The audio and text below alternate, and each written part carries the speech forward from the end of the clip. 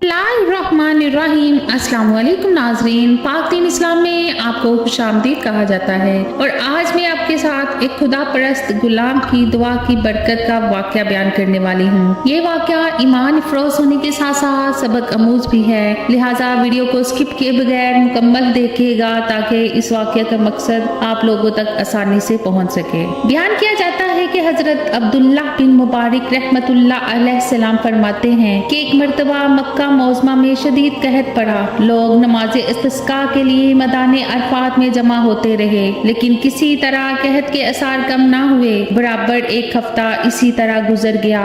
चुनाचा आइंदा हफ्ते जुम्मा की नमाज के बाद लोग फिर अरफात में जमा हुए तो मैंने देखा कि एक स्याह फाम ज़ईफ नातवा इंसान है जिसने 2 रकत नमाज पढ़कर अल्लाह ताला से दुआ मांगी और सजदे में गिरकर कसम खाई कि तेरी इज्जत व जलाल की कसम, इस वक्त तक सजदे से सर ना उठाऊंगा जब तक तू बारानी रहमत से अपने बंदों को सैराब ना कर दे। चुनाचा उसकी इस दुआ के बाद मैंने देखा कि आसमान पर स्याह बादल छा गए और इस कदर मीना बरसा कि मैं हैरान था।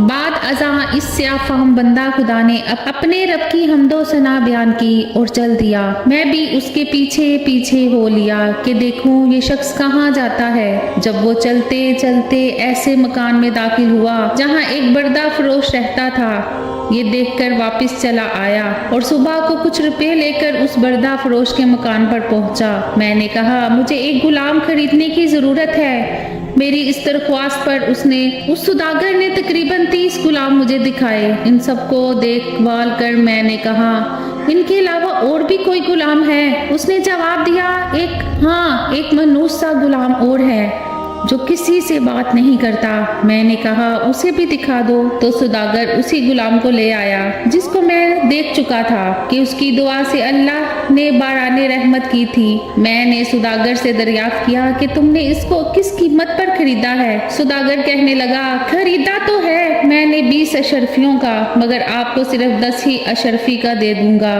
ये सुनकर हजरत अब्दुल्ला बिन मुबारक रहमतुल्लाह अलैह सलाम ने फरमाया कि हमें इसकी ज़रूरत नहीं, बल्कि मैं तुमको इसकी कीमत में 27 अशरफियाँ ज़्यादा दूंगा। फिर फरमाने लगे कि बस इसका सौदा करके वो गुलाम को हमरा लेकर चल आया। तो वो गुलाम कहने लगा ऐ मेरे आका, आपने आखिर मुझे क्यों खरीदा है? मैं तो किसी भी खिदमत के काबिल नहीं हूँ। मैंने अर्ज किया कि मैंने तुमको इसलिए खरीदा है कि मैं तुम्हारा खादिम बनूं और तुम मेरे मालिक। मेरी इस बात पर गुलाम ने दरियाफ्त किया कि आप ऐसा क्यों कर रहे हैं? उस पर मैंने अर्ज किया कि मैं कल तुम्हारी करामत देख चुका हूँ। अल्लाह ने तुम्हारी दुआ कबूल फरमाई और अपनी रहमत की बारिश कर जिसके लिए मखलूक परेशान थी।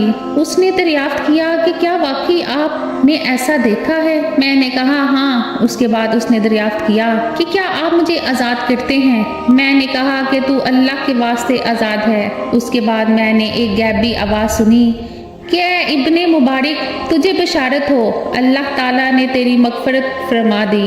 बाद अज़ा उस गुलाम ने कामिल वजू करके 2 रकत नमाज पढ़ी और कहा कि इस छोटे आका की आज़ादी पर तो अल्लाह का शुक्र है, मगर अल्लाह तबारक ताला के आज़ाद करने पर उसका शुक्र किस तरह अदा करूं? उसके बाद दोबारा वजू करके उसने 2 रकत नमाज अदा की और दोनों हाथ आसमान की तरफ उठाकर दुआ मांगी कि इलाही तुझे मालूम है कि मैंने 30 साल तक तेरी इबादत की और मेरे तेरे दरमियान अहद था कि तू मेरा पर्दाफाश ना करेगा, मगर अब जब के ये राज खुल गया तो तू मेरी रूह कब्ज़ करके अपने पास बुला ले। जब देखा तो उसकी रूह परवास कर चुकी थी।